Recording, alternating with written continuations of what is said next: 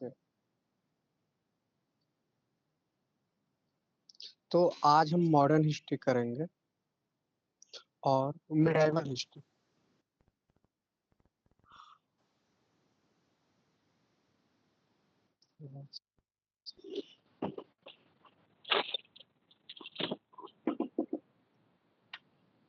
तो medieval history के बारे में शुरुआत में आप देखेंगे कि होता क्या है इसमें।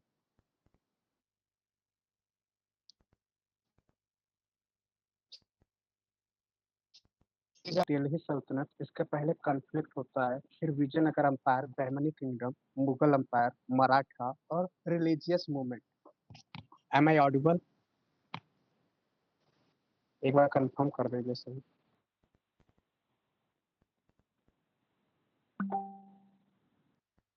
ओके। तो होता क्या है इसमें।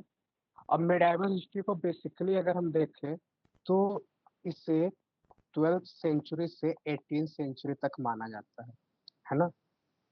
पर ये कैसे, मुस्लिम जो आते हैं 12th सेंचुरी के पहले हल्का सा स्टोरी हम समझेंगे ताकि उसके बाद की स्टोरी हमें समझ आएगी, नहीं तो सब ऊपर ऊपर लगेगा। तो होता ये है कि उसका पहले गुप्ता डायनेस्टी था अगर हम एंशियंट की बात करें। फिर एंशियंट के बाद क्या होता है, हर्षवर्धन जी आते हैं और एक आखिरी सबसे स्ट्रॉन्ग हिंदू शासक था। उसके बाद क्या होता है, जब इनकी डेथ होती है तो उसके बाद सारे जो एम्पायर होते हैं वो धीरे धीरे टूटने लगते हैं। और आपको बता दूं, जब सेंटर का किंग कमजोर होता है तो जो प्रोविंस के जो शासक होते हैं वो अपने आप को किंग घोषित कर देते हैं। तो इस तरीके से जब हर्षवर्धन का डेथ होता है तो जो छोटे छोटे एम्पायर थे ना, वो लोग क्या करते हैं, अपने आप को किंग घोषित करते हैं और इंडिपेंडेंट स्टेट घोषित कर देते हैं। तो राजपूत एज ऐसे शुरू होता है। तो राजपूत के बारे में हल्का सा बता दूं, इनके बारे में कुछ थ्योरी चलती है। जैसे एक है अग्निकुला थ्योरी। तो अग्निकुला थ्योरी क्या होता है कि लोग ये माना जाता है कि इनका जो ओरिजिन हुआ था वो किससे हुआ था, फायर फायर अल्टर, है ना। इससे इनका ओरिजिन हुआ था। कुछ लोग कहते हैं कि ये एंशियंट क्षत्रिय फैमिली से बिलोंग करते हैं। कुछ लोग कहते हैं कि इनका जो ओरिजिन है वो फॉरेन है, मतलब कि जो आईएसपी के हैं, Indo Greek, Scythian, Parthian, Kushan, उनके ये डिसेंडेंट हैं। तो इस तरीके से राजपूत के बारे में कुछ थ्योरी है। अगर हम बात करें राजपूत के बारे में तो आप देखेंगे ढेर सारे छोटे छोटे आप देखेंगे, सोलंकी हो गया, परमार हो गया, चंदेल हो गया, सेन हो गया, प्रतिहार। तो ये कई सारे जो नॉर्थ इंडिया था ना, वेस्ट इंडिया और जो मिडिल इंडिया था वहां पे राजपूत फैले हुए थे। तो गुजरात और राजस्थान हो गया। इसके बाद ये सब चल ही रहा था। इसके बाद हम देखेंगे जो मेडाइवल हिस्ट्री शुरू होने से पहले 10th से 12th सेंचुरी तक क्या होता है, 8 से 12 सेंचुरी, 8 से 10 सेंचुरी तक क्या होता है, तीन डायनेस्टी होते हैं नॉर्थ इंडिया के। इनके बीच में जबरदस्त फाइट चलता है। और वो तीनों कौन थे, राष्ट्रकूट था, पाला बंगाल था, और गुर्जर प्रतिहार ये गुजरात और राजस्थान के थे। इनके बीच में एक बहुत फेमस वार होता है जिसपे अक्सर क्वेश्चन पूछता है, और उस वार का नाम था ट्राइपर्टाइट वार। ट्राइपर्टाइट वार क्या था, मतलब कि ये लगभग 200 साल तक ये वार चलता है। 200 साल तक ये वार चलता है। और इसमें होता क्या है कि तीन लोग थे और तीनों एक प्लेस के लिए मार करते हैं, और वो कौन सा था, कन्नौज। तो कन्नौज के लिए तीन लोग फाइट करते हैं, और तीनों कौन थे, Gurjara Pratihara, Pala Bengal and Rashtrakuta of south India. आप देख सकते हैं, मैप देखेंगे ना तो ये राष्ट्रकूट आपको दिख रहा होगा साउथ में, है ना। पाला आपको दिख रहा होगा बंगाल का है, गुर्जर प्रतिहार आपको इधर से, और तीनों जो है कन्नौज के लिए देखिए फाइट कर रहे थे। और अंत में विनर कौन बनता है, तो गुर्जर प्रतिहार जो है ये अंत में विनर बनता है। तो ये 200 साल तक ये चलता है। तो ये ऐसे जो मेडाइवल हिस्ट्री का ऐसे कॉन्फ्लिक्ट वाला फेज था। फिर फाइनली शुरू होता है दिल्ली सल्तनत। तो दिल्ली सल्तनत के बारे में जानने के लिए, ओके, तो कोई नहीं, अब से आप ध्यान से सुने। तो अब में मुख्य रूप से हम दिल्ली सल्तनत पे आते हैं। पर दिल्ली सल्तनत आप लोग जानते हैं मुस्लिम का था, तो मुस्लिम के बारे में हल्का-सा जानना बहुत ज़रूरी है ताकि आपको पूरा कांसेप्ट समझ आएगा। तो हम देखेंगे मुस्लिम का ओरिजिन कैसे होता है। तो प्रोफेट मोहम्मद जी के बारे में आप सभी लोग जानते हैं। ये इस्लाम के संस्थापक हैं, है ना? ये इस्लाम के संस्थापक हैं और 1570 सॉरी 570 आप जानते हैं एडी, एडी बीसी में आपको मैं बता दूँ, इसमें आपको कन्फ्यूज़ नहीं होना है। ये बीसी जो था ना, ये पहले वाला था। तो जैसे मौर्य हो गया, ये सब महाजनपदा हो गया, वो एंशिएंट में आपको बताऊँगा। तो इस तरीके से वो डिक्रीज़ होते, फिर यहाँ से एडी शुरू होता है। जैसे 100, 200, है ना? Before Christ, death, after Christ, है ना? तो इस तरीके से इसको डिवाइड किया गया है। तो पहले क्या होता है, सिर्फ़ मक्का एंड मदीना में इस रीजन में ये था, है ना? तो मक्का मदीना क्या होता है, जब ये मक्का जो था ना, इनका होम टाउन था। मक्का इनका होम टाउन था। फिर ये मोहम्मद अपने फॉलोवर्स के साथ मदीना जाते हैं। तो मक्का से मदीना जाते हैं और उसी समय हिजरी कैलेंडर इनका माना जाता है वो शुरू हुआ था। तो इस्लामिक कैलेंडर की शुरुआत और किस आधार पे बना था, तो लूनर चंद्रमा के आधार पे को बेस मान के इनका ये हिजरी कैलेंडर बना है। तो 622 एडी, एडी या सी बात एक ही होता है। अब उसमें क्या होता है, जो प्रोफेट थे ना, वो रिलीजियस और पॉलिटिकल हेड थे, तो जो कैलिफ एक नया पोस्ट इनमें बनता है। कैलिफ जो था एक पोस्ट था। तो इस तरीके से कई 4 कैलिफेट जो मुख्य रूप से हैं, जैसे रशीदून कैलिफेट, उमायद कैलिफेट, अब्बासिद कैलिफेट और ऑटोमन कैलिफेट। तो इन सब की कैपिटल आप देख सकते हैं, जैसे डेमेस्कस, बगदाद, इस्तांबुल, ये सब जगह आप अभी आप सुनते होंगे, जैसे तुर्की हो गया, इराक हो गया, है ना? इज़राइल हो गया, तो ये सारी चीज़ें हैं। तो ऑटोमन एम्पायर मैंने आपको मॉडर्न हिस्ट्री में बताया था, इसका टाइमिंग देखिए आप 1517 से 1924 और मैंने बताया था वर्ल्ड वार 2 हुआ था इस समय। तो वर्ल्ड वार 2 1914 से 1918 तक हुआ था। और जब वर्ल्ड वार 2 में क्या होता है, ब्रिटेन विनर बनता है, तो वो ये कैलिफेट सिस्टम खत्म कर देता, अबोलिश कर देता है। इस वजह से पूरे देश में खिलाफत आंदोलन हुआ था, क्योंकि रिलीजियस हेड थे। पूरे वर्ल्ड में जितने भी मुस्लिम थे ना, उसके कैलिफेट जो होते थे वो मुस्लिम हेड होते थे। बहुत ही रिलीजियस पोस्ट था, तो इस वजह से लोगों का सेंटिमेंट हर्ट हुआ, है ना? तो ये ऑटोमन कैलिफेट आप देख सकते हैं। फिर आते हैं, ये तो मुस्लिम देखेंगे आप। फिर इसके बाद क्या होता है, अभी राजपूत एज ही चल रहा था, उसी समय सबसे पहले एक मुस्लिम आता है शासक, वो अरब से आता है, सॉरी सिंध आता है। तो इसमें होता क्या है, मोहम्मद बिन कासिम उसका नाम था और ये आप देखेंगे 712 यानी 712 एडी में आता है। और आते ही पहले सिंध वाला रीजन आप लोग जानते ही होंगे, जैसे ये इंडिया है, तो इंडिया के ऊपर ये जो पंजाब वाला रीजन है ना, अफ़गानिस्तान, तो ये सिंध वाला रीजन है। तो ये आता है और इससे ये कांकर करता है। तो मोहम्मद बिन कासिम उसमें सिर्फ़ 18 साल का था और जो बगदाद के गवर्नर थे, वो इसको भेजे हुए थे और ये आता है, सिंध के जो रूलर थे, उनका नाम था दाहिर, उनको हरा देता है। इस तरीके से पहली बार अरब रूल जो था, वो सिंध पे इस्टैब्लिश हुआ था।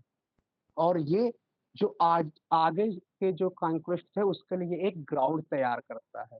तो इस तरीके से आप देखेंगे मोहम्मद अरब कॉन्क्वेस्ट ऑफ सिंध कौन था? मोहम्मद बिन कासिम। तो सबसे पहले ये आया था। पर उसमें अच्छी बात ये थी ना, ये लोग जब आते थे तो इनका कोई मकसद नहीं था कि हमको अनेक्स करना है। इनका सिर्फ मकसद ये था कि हमें आना है और लूट के चले जाना है। तो लूटिंग पर्पज़ से आ रहे थे ये लोग। इसके बाद आते हैं महमूद आप गजनी आते हैं, तो ये इनके बारे में हल्का देखेंगे। तो ये कहाँ के शासक थे? तो ये अफ़गानिस्तान से आए हुए थे। पहली बार कोई अफ़गानिस्तान इंडिया आया था, है ना? फिर क्या होता है, ये आते ही आते 1001 एडी में क्या करते हैं, जो हिंदू शाही रूलर था जयपाल को ये हरा देते हैं। जयपाल कहाँ के थे? पंजाब के थे। आते ही इनको हरा दिया। फिर इसके बाद क्या करते हैं, बहुत सारे रेड करते हैं नॉर्थ में, वेस्ट में, सेंट्रल इंडिया में, और इनका सिर्फ एक ही पर्पज था, और वो पर्पज आप लोग जानते ही हैं, क्या था? लूटना। ओके। इनका कोई एम्पायर बिल्डिंग करने का कोई इरादा नहीं था। इसके बाद ये आते हैं सोमनाथ मंदिर, गुजरात में बहुत फेमस है, उसको ये डिस्ट्रॉय कर देते हैं। ओके। फिर इसके बाद आते हैं, एक और इनके समय में इंपॉर्टेंट युद्ध हुआ था, बैटल बैटल ऑफ वाहिल।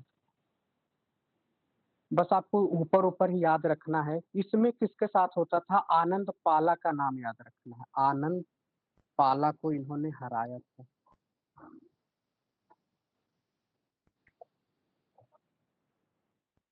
ओके, सही बताया आपने। सोमनाथ सोमनाथ मंदिर को इन्होंने कई बार ये सब लूटे थे। इसके बाद आप देखेंगे मोहम्मद गोरी आता है। तो मोहम्मद गोरी के बारे में जानते हैं आप लोग? 1173 से 1206 तक रहता है, और ये जब आता है तो ये भी अफगानिस्तान का ही था। ये अफगानिस्तान का था, है ना?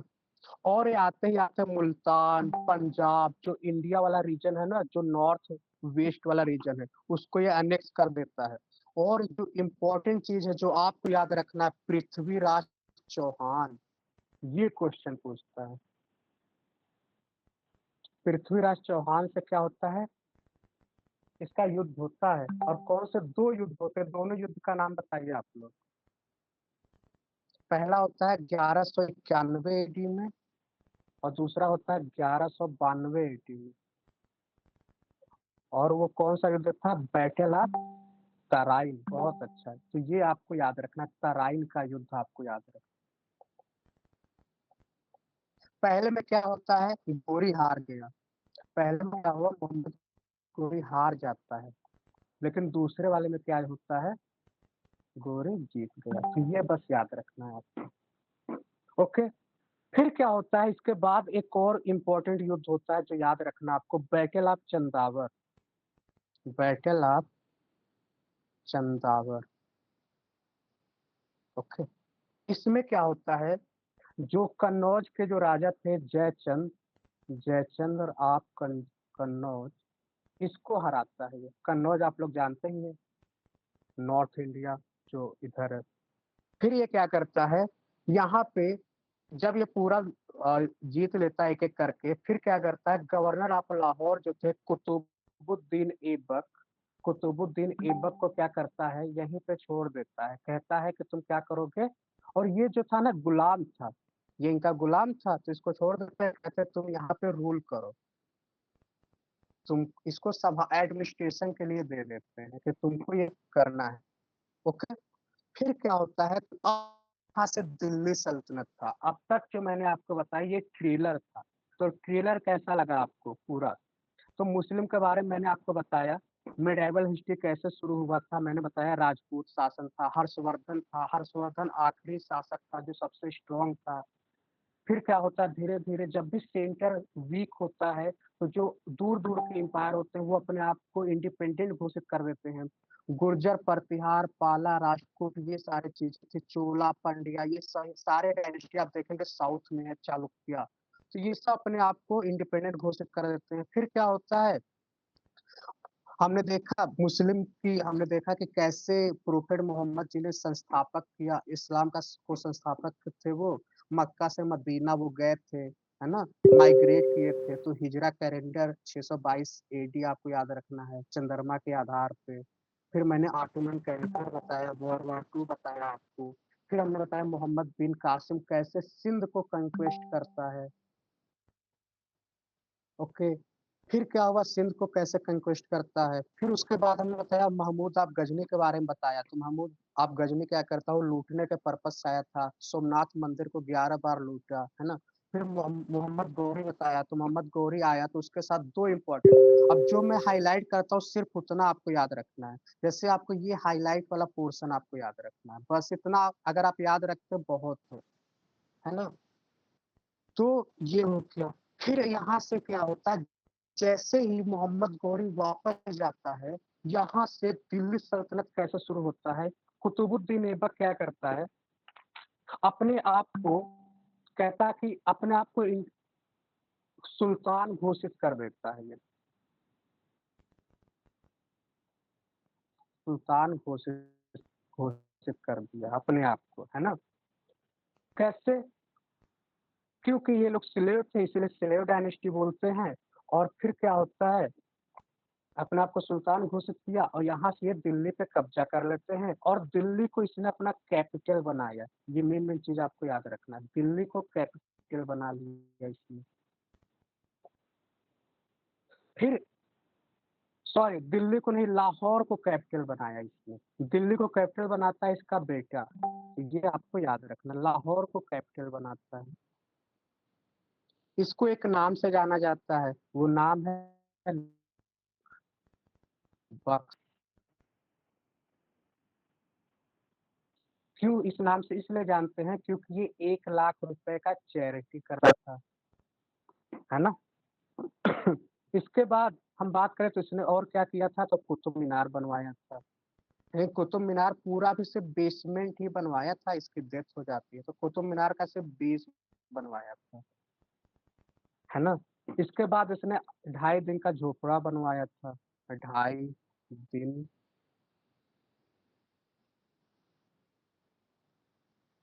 ये कहाँ बनवाया था आप लोग कमेंट में बताइए। ओके। फिर आप लोग जानते हैं इसकी डेथ हो जाती है। और डेथ कैसे होती है, ये क्या खेल रहा था, चौगान खेल रहा था और चौगान खेलते हुए इसकी डेथ हो जाती है। एकदम सही है। 2.5 दिन का झोपड़ा कहाँ पे है, अजमेर में। ओके। इसने एक टैक्स लगाया था, नॉन, उस टैक्स का क्या नाम है जो नॉन मुस्लिम के ऊपर लगाया था, तो जजिया टैक्स।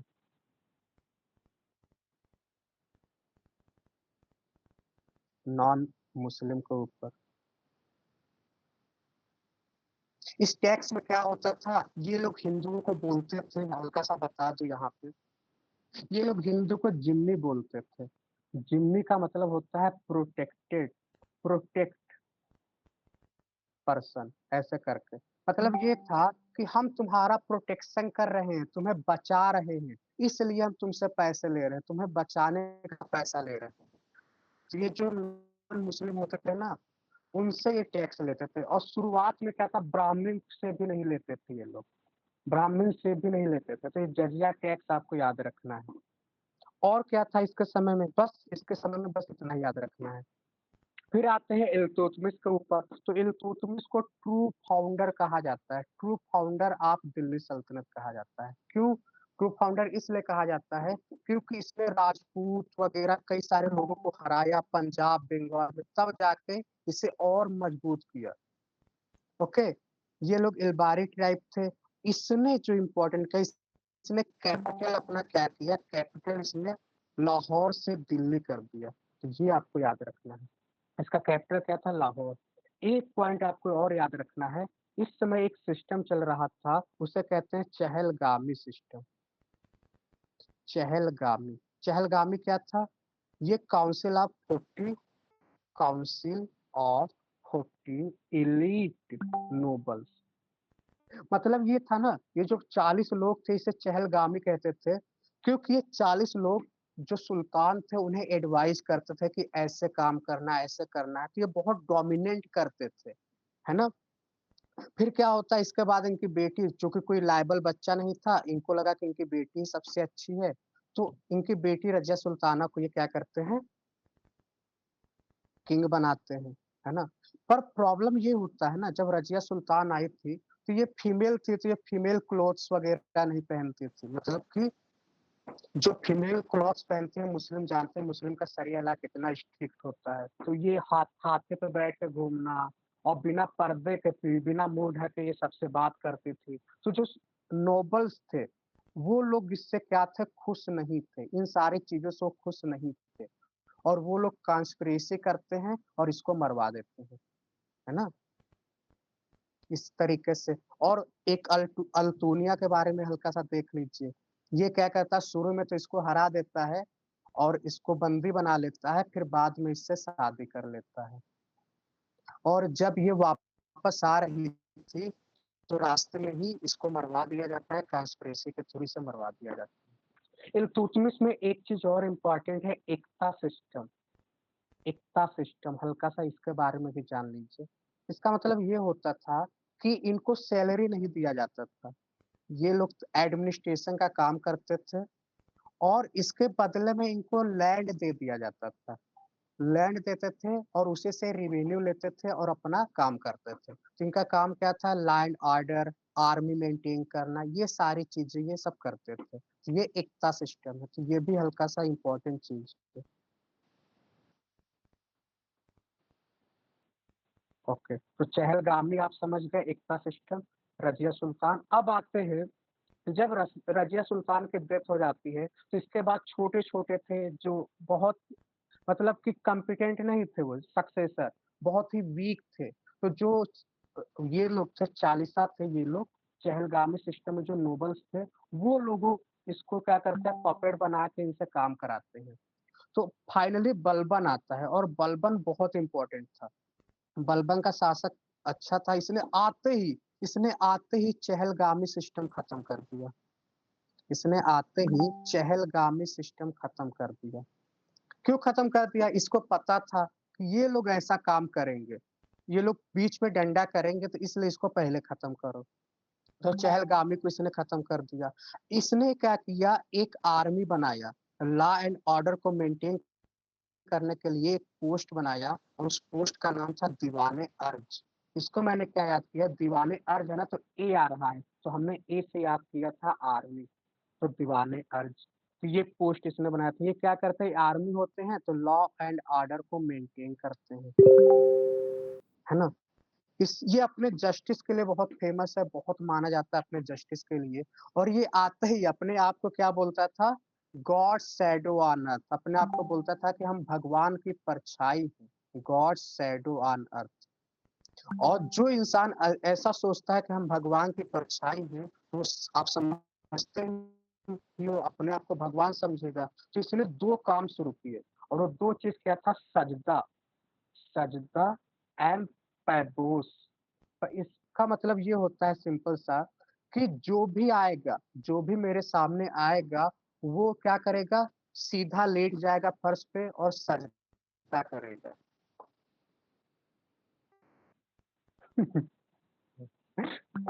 तो इस तरीके से। तो ये और पैबोस क्या है? किस द लेग, है ना? चाहे जो भी हो, नोबल्स हो, कोई भी हो, वो आएगा पैर को चूमेगा, ताकि उसे पता चले कि सुल्तान मैं हूँ, मैं सुप्रीमेसी हूँ, सारे नोबल्स मेरे नीचे हैं। और जो भी नोबल्स इनके खिलाफ आवाज़ उठाते थे, उसको मरवा देता था। इसने एक फेस्टिवल शुरू किया था और वो फेस्टिवल क्या था, नया साल जब होता है, तो पर्शियन फेस्टिवल था वो, और वो क्या था, नवरोज़। तो नवरोज़ आपको याद रखना है, तो इसने इंट्रोड्यूस किया था। तो सजदा आप लोग समझ गए? तो इस तरीके से एकदम सही, अनामिका जी ने एकदम सही बताया। एक ब्लड एंड आयरन पॉलिसी भी आप याद रखेंगे। तो ये बर्दाश्त नहीं करता था, जो इनके खिलाफ बोलता था उसे कटवा दे रहा था। और एक अमीर खुसरो को आप जान लो, अमीर खुसरो इनके कंटेम्पररी थे, ये मैं बाद में बताऊँगा आपको। अमीर अभी यहाँ पे नोट कर दे रहा हूँ, है ना? फिर आते हैं कैकुबाद, कैकुबाद सबसे वीक था, तो उसको ये क्या करता है, खिलजी डायनेस्टी का जो फाउंडर था, वो उसको मरवा देता है। कौन था? जलालुद्दीन खिलजी इसके फाउंडर थे। खिलजी डायनेस्टी, जलालुद्दीन खिलजी। ये कौन थे? अलाउद्दीन खिलजी इसका भतीजा था,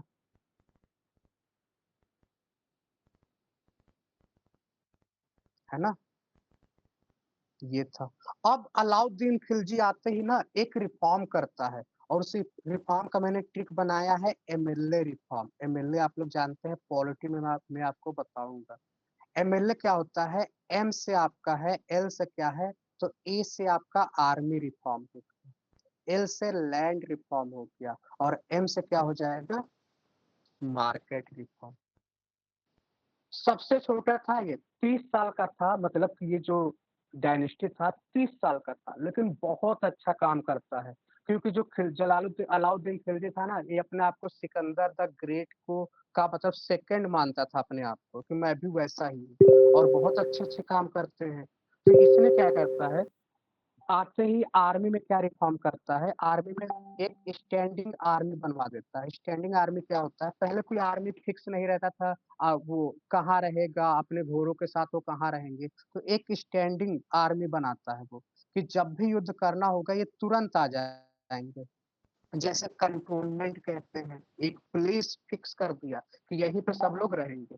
दूसरा इसने क्या किया, दाग सिस्टम शुरू किया। दाग सिस्टम क्या होता है, जो भी हॉर्स होते हैं ना, उसमें होता कि ये था कि एक हॉर्स पे ना सब बार बार ला के दो दो तीन तीन बार पैसे ले लेते थे, तो उसको दागना शुरू किया, निशान बनाना शुरू कर दिया, जब तुम एक ही बार पैसा ले पाओगे। तीसरा हुलिया सिस्टम शुरू किया। हुलिया क्या होता है कि सोल्जर की पहचान करने लगा, फेशियल रिकॉग्निशन, ताकि तुम बार बार फायदा नहीं उठा पाओगे। और क्या करता है, मुकद्दम, जो गांव का हेड होता है ना उसे मुकद्दम कहते हैं। तो इस तरीके से आप देखेंगे। और इसने और भी काम किया था, खुफिया एजेंसी बनाया था जिसे बरीद कहते हैं। इंटेलिजेंस बहुत स्ट्रांग करा दिया इसने। और जो भी नोबल्स के पास जमीन वगैरह थी सबको छीन लेता है। लैंड रिफॉर्म में एक इंपॉर्टेंट याद रखना है, ये पहला सुल्तान था, ये जो था ये पहला सुल्तान था जिसने लैंड को मेजर किया, इसने लैंड मेजरमेंट शुरू किया, पहली बार सोच लो आप, लैंड मेजरमेंट इसने पहली बार शुरू किया। और जो किसानों को रिवेन्यू देने था ये कैश में देना शुरू कर दिया, अब तक कोई कैश नहीं दे रहा था, कोई कैश में देना शुरू किया। और बनवा दिया कि भाई एक ही जगह सब लोग सामान बेचो, एक प्लेस बना दिया सहनाई ए मंडी, तो सहनाई ए मंडी इसने एक मार्केट बना दिया, है ना। तो इस तरीके से आप देख सकते हैं, प्राइस फिक्स कर दिया। और जो भी चीटिंग करता था तो उनकी जो खुफिया एजेंसी थी वो बताते थे, तो इनको इनको पनिशमेंट मिलता था।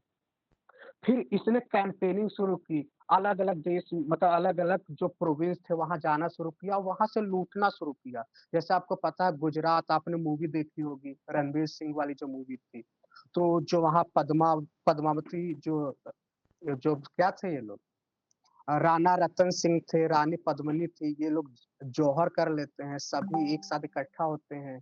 और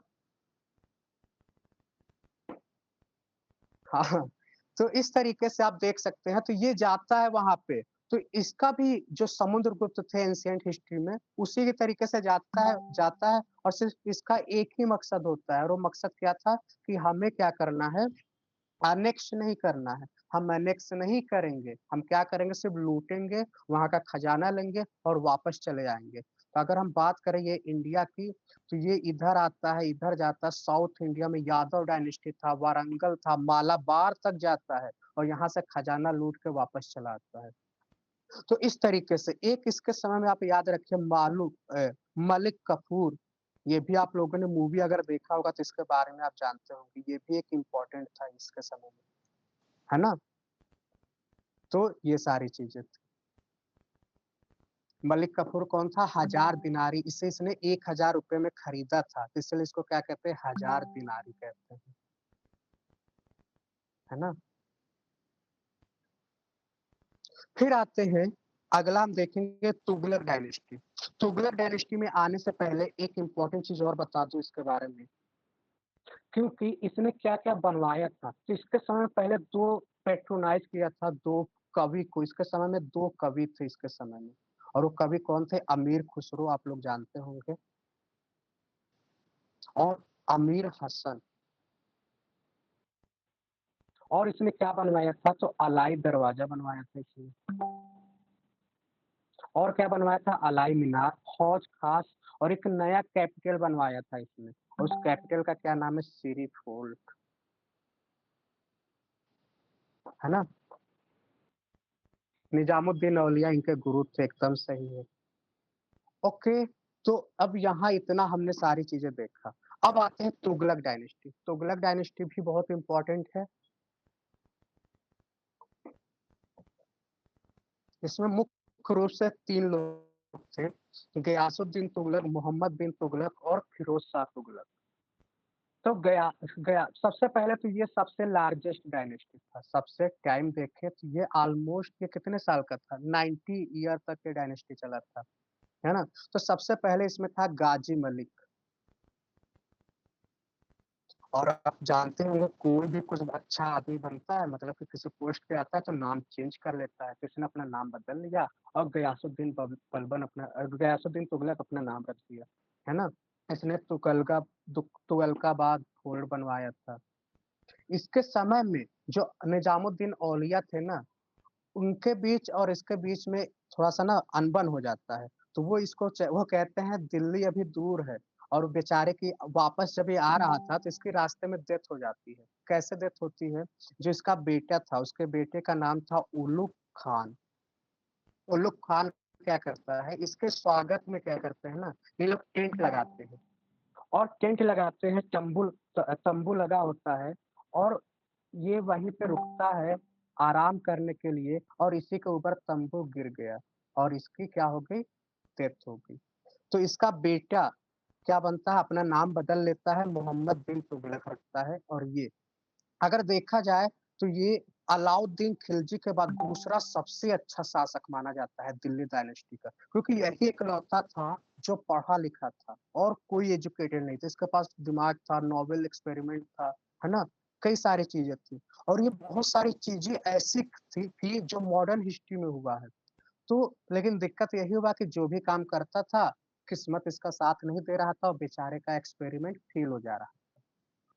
तो बहुत अच्छे-अच्छे एक्सपेरिमेंट किए। पहले इसने क्या किया कैपिटल चेंज किया और कैपिटल कहाँ से कहाँ तक चेंज किया? ये दिल्ली से देवागिरी, देवागिरी कहाँ पे है? महाराष्ट्र में है ना? देवागिरी कह लो या दौलताबाद कह लो, कोई भी ऑप्शन में आ सकता है। कि और ये कहाँ पे है? महाराष्ट्र। तो महाराष्ट्र में ये कैपिटल चेंज करता है और आपको बता दूँ, जब ये चेंज करता है तो 500 किलोमीटर दूर था। ओके, सही बताया राजकुमार जी ने। 500 किलोमीटर दूर था। अब लोग पैदल जा रहे हैं, तो लोगों को पहले तो ले गया इतना दूर। अभी बीच में थे तो रास्ते में जाते-जाते बहुत लोग मर गए। अब 2 साल बाद ये डिसीज़न करता है कि चलो फिर वापस चलो, तो फिर वापस जाओ। अब क्या हुआ कि ये भी फेल हो गया, तो ये कैपिटल चेंज किया, इसमें बेचारा फेल हो गया। हालाँकि इसका अच्छा था, सोचा कि हम मिडल में रहेंगे और मिडल में रहेंगे तो देश को मतलब कि इस डायनेस्टी को सँभालना आसान होगा वहाँ से, पर क्या करे बेचारा, नहीं सक्सेस हुआ। टोकन करेंसी क्या करता है ये? ये इंट्रोड्यूस करता है copper coin. Copper coin introduce करता है। किसकी जगह पे? As per value of silver. उसमें सिल्वर चलता था ना, तंका बोलते थे। तो इस वैल्यू पे जितना इसकी वैल्यू होगी, जैसे आज आप देखते होंगे कि 100 का नोट है, तो कागज़ की वैल्यू तो कुछ नहीं है ना। लेकिन उसपे जो पैसा लिखा है ₹100 वो वैल्यू होता है। तो इसने बहुत अच्छा दिमाग लगाया। तो कॉपर कॉइन शुरू करता है और उसकी वैल्यू जो होगी सिल्वर के बराबर होगी। सिल्वर का जो उसमें कॉइन था उसकी वैल्यू बराबर होगी। पर दिक्कत क्या होता है? फ़ोर्जरी शुरू हो जाता है। मतलब कि लोग घर पे सिक्के बनाना शुरू कर दिए। अब क्या हुआ जो ये था, इसका तिजोरी खाली हो गया बेचारे का। तिजोरी खाली हो गया। इस तरीके से जब इसकी तिजोरी खाली होगी, पैसे की दिक्कत होने लगी, तो फिर ये क्या करता है, जो किसान होते हैं, उनका उनके ज़मीन पे टैक्स लगा देता है। भाई पैसे कहीं से तो चाहिए, तो हैवी टैक्स लगा दिया। अब देखो टैक्स तो इसने लगा दिया, इसका किस्मत इतना खराब था, मानसून भी फेल हो गया उस समय, मानसून भी फेल हो गया। अब क्या हुआ, मानसून क्या मतलब फेमाइन आ गया उसी समय और फेमाइन आ गया, अब किसान भी रिवोल्ट कर दिए। उनके पास खुद के खाने के पैसे नहीं है, तुम्हें टैक्स कैसे देंगे वो? तो किसान ने रिवोल्ट कर दिए, तो फिर बेचारा क्या करता है, इसको फिर हैवी टैक्स जो लेता है उसे कैंसल करता है और क्या करता है, लोन देना शुरू कर देता है। तुरंत अच्छा काम भी करता है, जिसे कहते हैं तत्कावी लोन। तो ये किसानों को ले लोन देना शुरू कर दिए। कल्टीवेशन करो, है ना? अच्छे सीड खरीदो, इस तरीके से लोन शुरू कर दिया। तो एक इम्पोर्टेंट चीज़ जो इसके समय में पूछ लेता है, इसने एक नया डिपार्टमेंट बनाया, एक न्यू डिपार्टमेंट बनाया, न्यू एग्रीकल्चर डिपार्टमेंट बनाया। तो ये क्वेश्चन बहुत पूछता है और उस डिपार्टमेंट का नाम है दीवाने कोही। दूरगामी सोच के लेकिन टाइम गलत। अच्छा, सही बात है। तो इसने क्या बनाया, दीवान ए कोही। ये पूछ लेता है एक नया पोस्ट किसने बनाया था एग्रीकल्चर के लिए, दीवान कोही। तो ये बस याद रखना है। तो इस तरीके से बेचारे की डेथ हो जाती है। और ये एक कवि थे, उसमें वो कहते हैं कि फाइनली क्या होता है कि जो ये किसान लोग हैं वो किंग से फ्री हो गए, और किंग जो है वो लोगों से फ्री हो गया, क्योंकि इसके सारे एक्सपेरिमेंट फेल होते जा रहे थे। फिर इसके बाद आते हैं अगला। और इसके बाद आने से पहले एक चीज और बता दूं, ये जो था मोहम्मद बिन तुगलक, इसने इतने सारे काम किए, पर इसके साथ ये कमजोर भी होता जा रहा था। और आपको मैंने शुरू में बताया था कि जब सेंटर का पावर कमजोर होता है, सेंटर का किंग कमजोर होता है, तो जो दूर दूर के प्रोविंस होते हैं वो अपने आप को इंडिपेंडेंट घोषित कर देते हैं। जैसे विजयनगर अंपायर साउथ वाला था, ये अपने आप को इंडिपेंडेंट घोषित कर देता है। बहमनी किंगडम अपने आप को इंडिपेंडेंट घोषित कर देता है। तो ये सारी चीजें मैं बताऊंगा इस तरीके से। फिर आता है फिरोज शाह तुगलक। तो फिरोज शाह तुगलक के बारे में थोड़ा सा इंपॉर्टेंट है, इसका ओरिजिनल नाम था आ, इसके बारे में बस एक इम्पोर्टेंट है, इसे कहते हैं फादर। ये फादर वाला बहुत पूछता है, father of irrigation department. Irrigation department है ना। क्यों इसे फादर ऑफ इरिगेशन डिपार्टमेंट बोलते हैं? इसे फादर ऑफ इरिगेशन डिपार्टमेंट इसलिए बोलते हैं कि सही बताया आपने, बताया। हाँ, फादर ऑफ इरिगेशन डिपार्टमेंट इसलिए बोलते हैं क्योंकि इसने इरिगेशन टैक्स, पहला सुल्तान था जिसने इरिगेशन पे यानी कि सिंचाई पे टैक्स लेना शुरू कर दिया, है ना, टैक्स लेना शुरू कर दिया। और इसने बहुत सारे कैनाल्स बनवाए थे। कैनाल्स आज के समय में भी बहुत इंपॉर्टेंट है। कैसे? आपको पता है ना, आज के समय कहीं पानी है तो बहुत पानी है, वहां फ्लड आ जा रहा है, और कहीं पानी नहीं है तो इतना सूखा है कि किसान बेचारे कुछ उगा नहीं पा रहे हैं। तो पानी एक जगह पे कंसंट्रेट हो जा रहा है, तो जब कैनाल बन जाता है तो पानी दूर दूर तक नदियों का छोटे छोटे रास्तों के माध्यम से कैनाल्स के थ्रू पानी पहुंचाया जा रहा है। और आज का गवर्नमेंट इस पे काम कर रहा है। सोचो, अभी ये काम उसने उस समय किया था। तो इसने कैनाल्स बनवाया, जैसे यमुना टू हिसार सतलज नदी के पास, है ना, तो ऐसे ढेर सारे इसने बनवाया थे। तो ये था।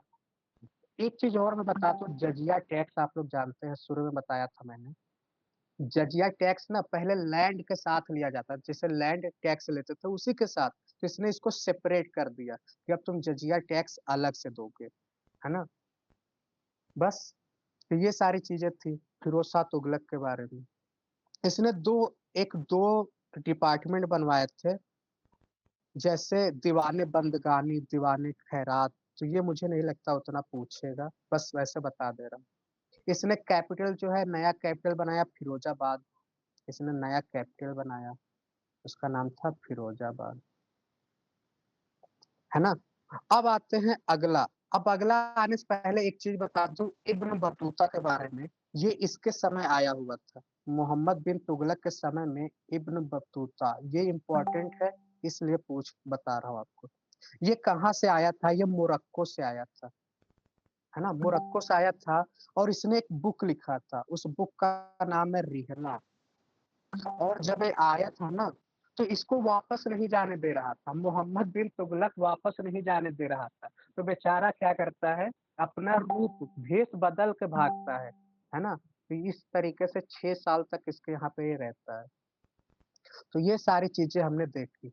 अब आते हैं हम अगला, सैयद डायनेस्टी। तो सैयद डायनेस्टी ये लोग क्या थे? ये थे वसाल ऑफ तिमुरिद एम्पायर। मतलब ये था ना कि कोई एक मेन था, इनका काम था बस रख रखाव करना, इस तरीके से रख रखाव करना था। तो इसके फाउंडर जो थे, इसका फाउंडर कौन है ये याद रखना है आपको, ये ज्यादा इंपॉर्टेंट नहीं। तो इसका फाउंडर है खिज्र खान। ओके।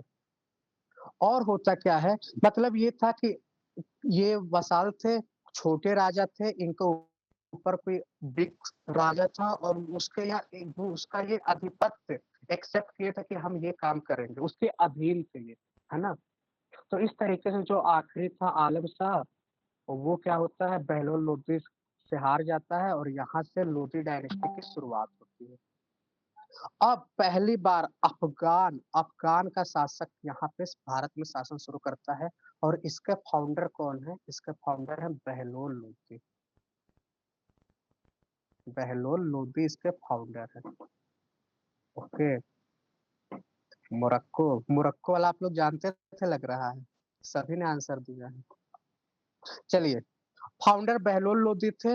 लोदी डायनेस्टी एक चीज के लिए फेमस है, आप लोग जानते हैं उनके गार्डन आर्किटेक्चर। लोदी गार्डन बहुत फेमस है ना?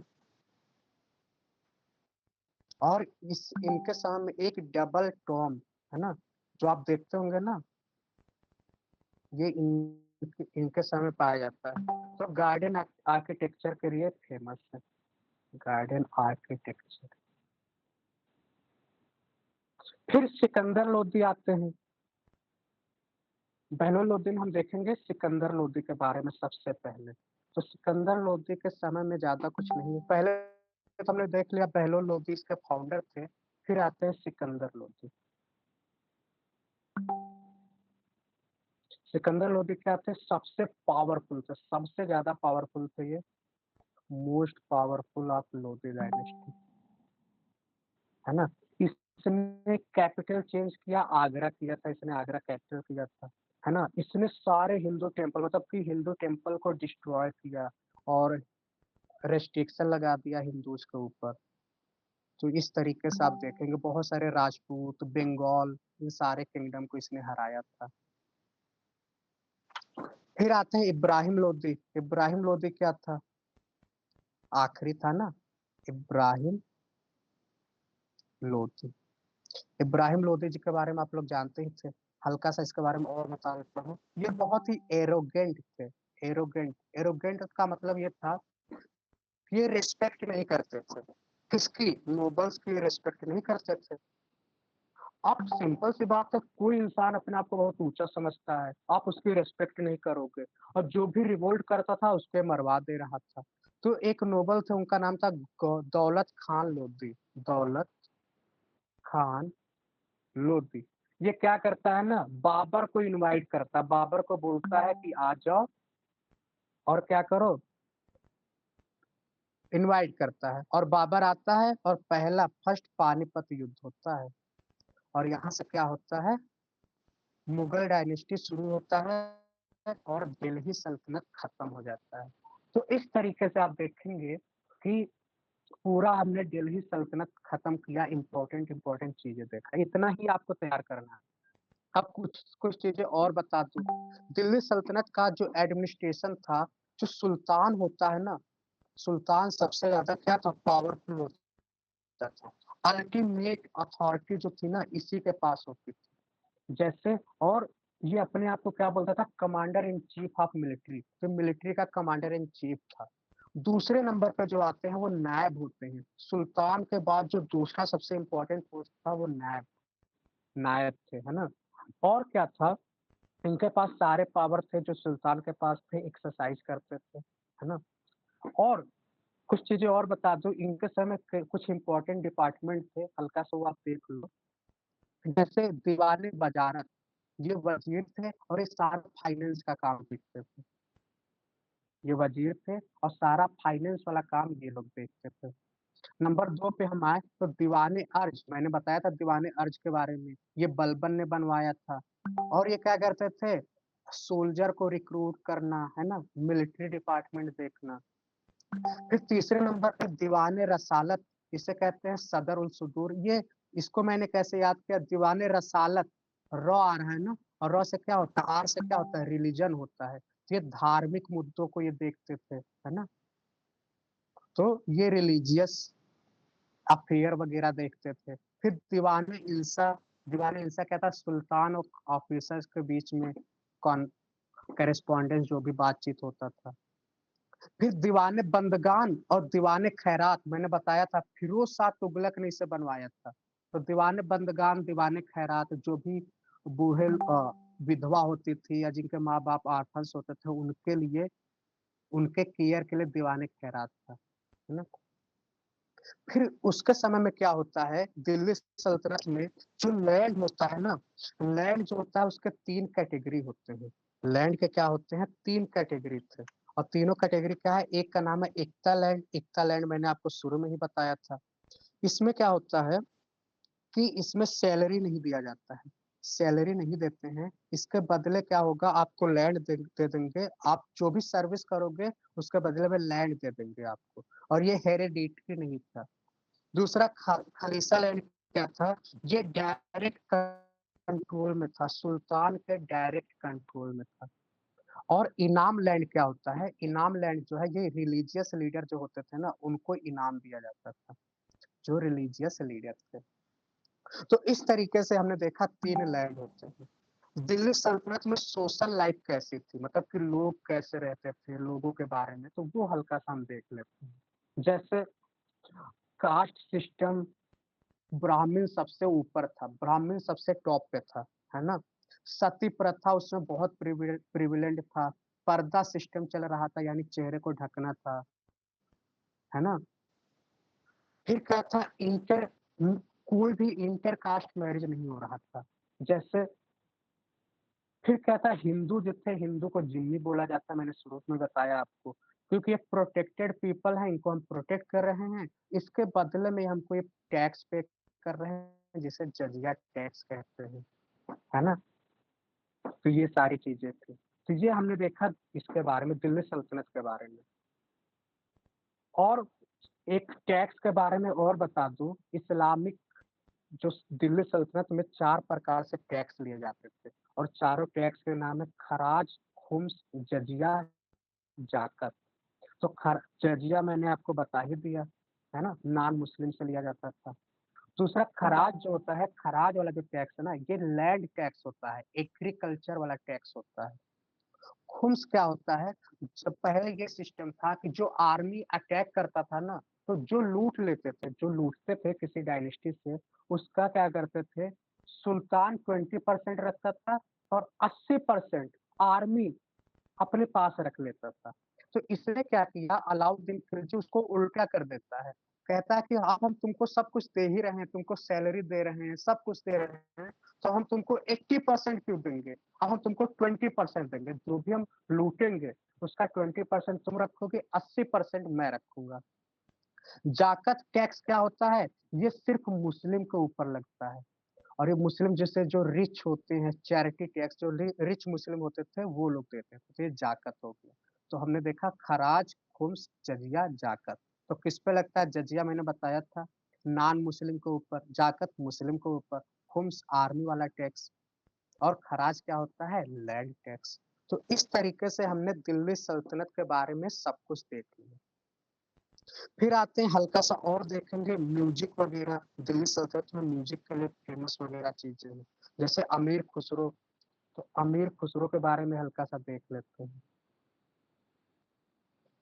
अमीर खुसरो कव्वाली इतना फेमस है, इन्होंने सितार का इन्वेंशन किया, है ना। राजा मान सिंह जो थे वो म्यूजिक लवर थे, और राजा मान सिंह ने क्या किया था, मन कौतूहल को क्या किया था, कंपोज किया था।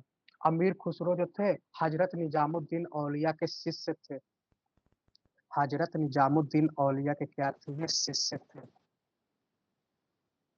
और क्या थे, इन्हें तूती ए हिंद कहा जाता है। क्या कहते हैं, तूती ए हिंद। तूती ए हिंद क्या होता है, पैरेट ऑफ इंडिया।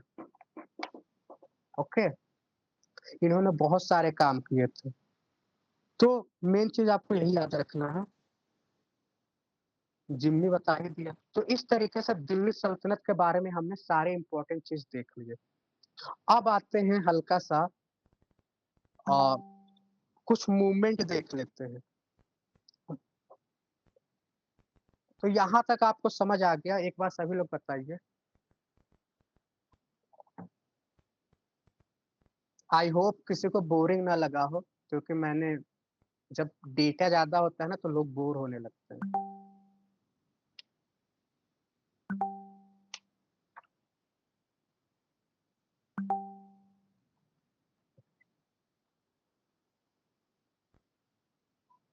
ओके, चलिए अब आगे का टॉपिक हम देखेंगे, भक्ति मूवमेंट, सूफी मूवमेंट। यहाँ पे थोड़ा सा इसमें कुछ चीजें पूछता है, वो हम देखेंगे। भक्ति भक्ति मूवमेंट इसी समय शुरू होता है। और सूफी मूवमेंट। सूफी मूवमेंट आप लोग जानते ही हैं, ये मुस्लिम वाला जो था, इसमें ज्यादा कुछ नहीं है, बस ये एक ही चीज डिवीजन में विश्वास नहीं रखते हैं। ख्वाजा मोइनुद्दीन चिश्ती आप अजमेर है ना, फर्स्ट सूफी संत थे, तो हल्का सा इनके बारे में देख लेते हैं। तो सबसे पहले अगर फर्स्ट सूफी संत की बात करें हम, तो कौन थे? शेख इस्माइल ऑफ लाहौर। शेख इस्माइल ऑफ लाहौर, है ना, ये पहले सूफी संत थे। और सबसे फेमस की बात करें, सबसे फेमस सूफी संत कौन थे? तो ख्वाजा मोइनुद्दीन चिश्ती ऑफ अजमेर। ख्वाजा मोइनुद्दीन चिश्ती ऑफ अजमेर। तो बस इतना ही आपको याद रखना है। ओके, यूनियन ऑफ गॉड पे यकीन करते, फाउंडर ऑफ चिश्ती। हाँ, सिंपल, जैसा आप देखेंगे हिंदू में कितने अलग अलग भगवान हैं, लेकिन इनका अलग था। ये ह्यूमैनिटी में विश्वास रखते थे, सर्विस टू गॉड, है ना, सर्विस टू ह्यूमैनिटी मतलब service to God, self discipline, inner purity की बात करते थे, ब्रदरहुड में विश्वास की बात करते थे। तो ये भी आपको याद रखना है, इनके वन ही गॉड होते हैं। तो ज्यादा कुछ नहीं है। अब आते हैं,